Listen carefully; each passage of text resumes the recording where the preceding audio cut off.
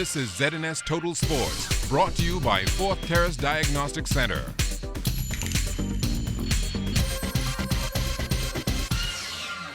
Welcome to sports, everybody. Last night we told you that Grand Bahama native DeAndre Ayton, the #1 college basketball recruit in the class of 2017, was on the verge of transferring to Hillcrest Hoops in Phoenix, Arizona to team up with Marvin Bagley III, the #1 recruit in the class of 2018. And it's now official. Hillcrest is likely to be the #1 high school basketball team in the U.S., and Ayton looks to be the next great Bahamian basketball player. Now, Ayton is not the only Bahamian athlete making waves abroad. Tonight, Charles Fisher tells us there's another native of the 242 in the international spotlight. The World Championships 400-meter silver medalist whirlwind fame continues as she is featured on this month's IWF website Spikes, and she is not used to the fame that comes with being a world-class athlete. You know what? I don't think that it has completely, but I'm just so happy for it right now. I thought I was done after Beijing, and then, my coaches, they were like, no, pack it up. We're going to Brussels. And I was like, oh. But, I love to compete. I love track and field, and, every opportunity that I get, I just take advantage of it. At the age of 21, she is one of the most promising athletes in the sport right now. It's a great learning experience for me. I take it as a stepping stone to go towards my dreams, and, it's a great experience for me. Happy or surprised with the way the reception's been from the Bahamian public especially? It's been amazing, for an entire year, even, starting back up from World Relays. They've just been so warm and welcoming, and I just love them so much for it. I just want to thank you guys so much for it. I appreciate you guys 100%. She's been doing her best to connect with the youngsters of the country with stops on Exuma and Eleuthera, and Andros coming up. Also did stops here in New Providence at various schools, including her alma mater, SAC. It was amazing. It was such a warm welcome from them. It's always a joy to go back to the Big Red Machines. And, I have my SAC pride. But it was a great experience. It's always a great pleasure just to go back and speak to the kids. I'm on a break right now, and I don't start training back up until November, so I'm just going to sit back and relax for a little bit. After this little break, it's back to training and focus on Rio 2016. That's the main focus now. Now we can completely put our focus on it, but I'm excited for it, and we'll see what it brings. Coming up tomorrow, we'll have more from Shawnee on 2016 and what race she will focus on, the 2 or the 4 or maybe the double. For ZNS Total Sports, I'm Charles Fisher. The New Providence Softball Association's best of 5 first-round playoffs back on the diamond last night at the Blue Hill Sporting Complex. The Sunshine Auto Wildcats took to the field first against the Lady Stingers.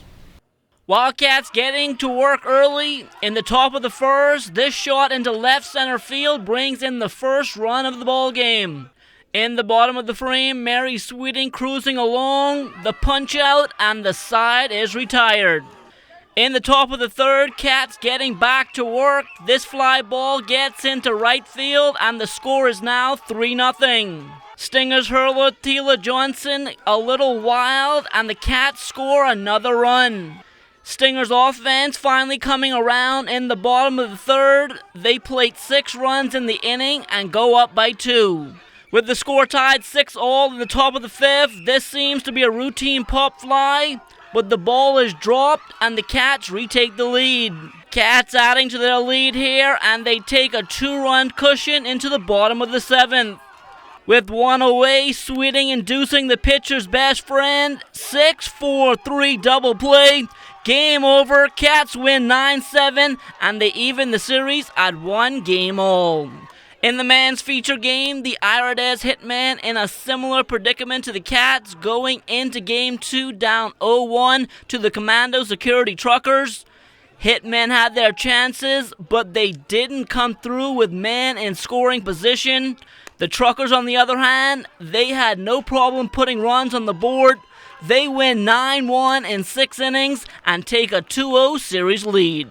The BAISS private school softball season also with action yesterday. In junior boys play, the Nassau Christian Academy Crusaders stayed perfect on the season with a 9-4 win over SAC's Big Red Machine. It was a pretty great collective effort on the part of the team. This is a victory that has eluded us for the past decade, and we're quite delighted that we got the victory. They played great. Actually, I think we played great offense in particular. I expected my batters to come to the party. I mean, they were there, they performed well. The defense was a little bit shaky, but most importantly, we got the results that we came for. We're certainly happy with our position. Last year, unfortunately, we only lost one game in the prelim, which was to SAC. This year, we're 4-0. We already got past them. We have 3 matches to go. We intend to keep the momentum going. And ultimately, I think our objective is to win pennants and, in essence, win a championship. I think it's about discipline and focus, and I believe that the team has that. We have senior members of the team that certainly wants to win a championship. The pitcher has been focused. So far, he has done an excellent job, and we believe collectively as a team, we'll get there. I think the guys have to want it. And so far this year, they have shown the discipline so far, and we are ecstatic, and we believe that if we keep the focus, we can get the job done. A couple of changes have been made ahead of this weekend's North Eleuthera Regatta. Here's Commodore Stafford Ambrister.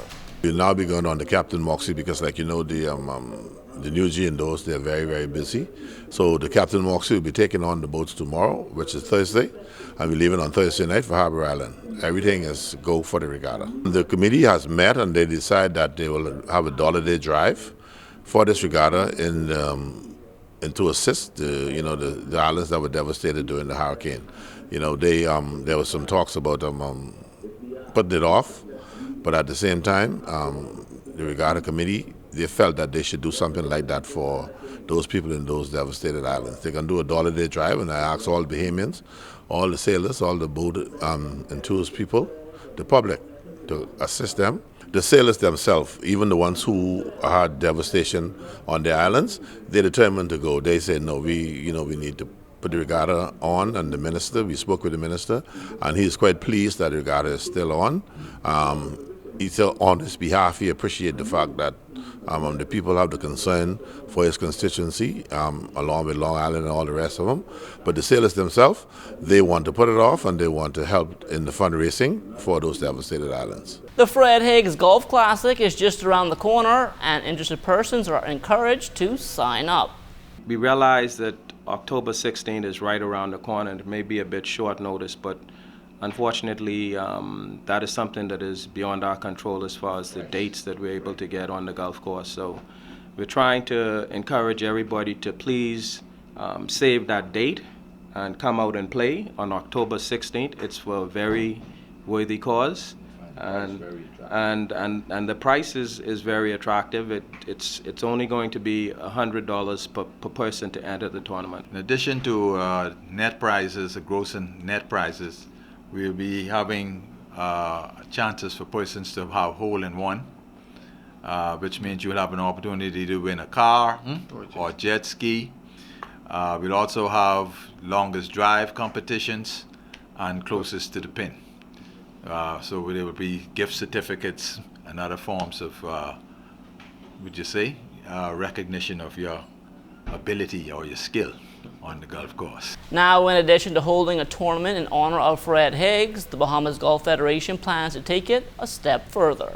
There is an application also that we would have sent out, which is significant for us, to honor and to make application for Mr. Fred Higgs to be inducted into the Hall of Fame.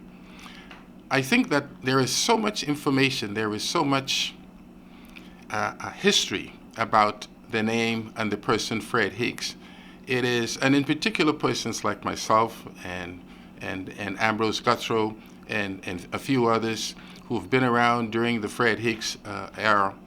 There is so much history for us to refer back to, of course, in the Caribbean, where Fred would have had been president of the Caribbean Golf Championships, president also of the Bahamas Golf Federation, and is certainly worthy of being inducted into the Hall of Fame. So we are looking forward for that induction to take place in the year 2016 here in the Bahamas at the Caribbean Golf Championships, which we are presently in discussions with the Ministry of Tourism as well as the Ministry of Sports at this time. And that will do it for sports. Stay tuned, your weather forecast still to come.